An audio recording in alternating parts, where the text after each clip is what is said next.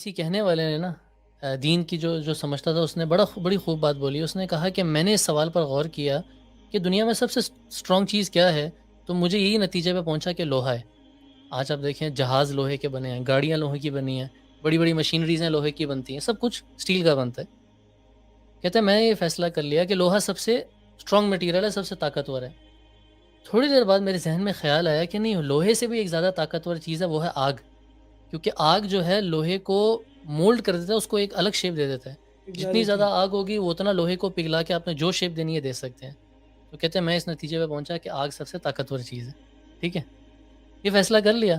کہتے ہیں تھوڑی بار پھر سے خیال آیا کہ آگ سے طاقتور چیز ہے وہ کون سی ہے؟ پانی. پانی. پانی جو آگ کو بجھا دے گی.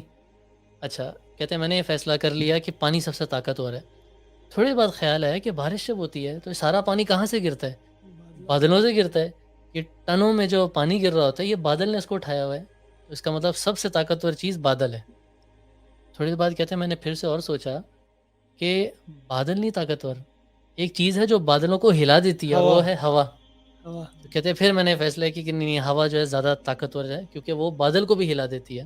کہتے ہیں ہوا کے بعد میں نے اور سوچا تو میرے ذہن میں خیال ہے کہ نہیں، پہاڑ زیادہ طاقتور ہے. ہوا جتنی بھی تیز ہو، پہاڑ اپنی جگہ پر جو ہے وہ کھڑا رہتا ہے، روٹس میں جمع رہتا ہے، ہلتا بھی نہیں ہے. تو کہتے ہیں میں نے فیصلہ کر لیا کہ پہاڑ سب سے طاقتور ہے.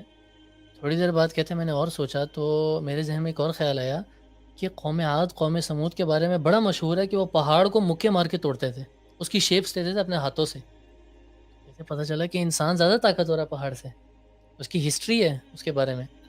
کہتے ہیں میں نے فیصلہ کیا کہ انسان سب سے طاقتور ہے. کہتے ہیں پھر میرے ذہن میں ایک اور خیال آیا کہ نہیں، انسان سے بھی طاقتور ایک چیز ہے اور وہ ہے اس کی نیند. اس کو نیند آ جائے نا تو جتنا بھی طاقتور ہو گر جاتا ہے، اس کو کچھ اس سے کام نہیں ہوا ہوتا. کہتے ہیں میں اس نتیجے پہ پہنچا کہ نیند سے زیادہ طاقتور جو ہے کچھ نہیں ہو سکتی. پھر کہتے ہیں تھوڑی دیر بعد میرے ذہن میں ایک اور خیال آیا کہ جب انسان ڈپریشن میں ہوتا ہے نا اس کو نیند بھی نہیں آتی. کہتے ہیں میں اس نتیجے پہ پہنچا کہ نہیں، ڈپریشن از دا اینڈ. اس سے زیادہ جو ہے کوئی طاقتور چیز نہیں ہو سکتی.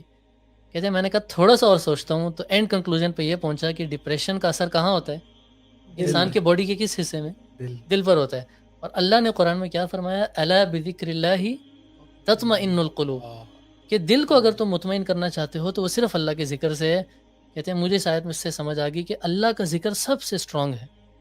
پازیٹیوٹی پروڈیوس کرنا، ڈپریشن کو اپنے اندر سے نکالنا، ہر چیز کے سولوشن میں اللہ کا ذکر جو ہے سب سے اسٹرانگ چیز ہے.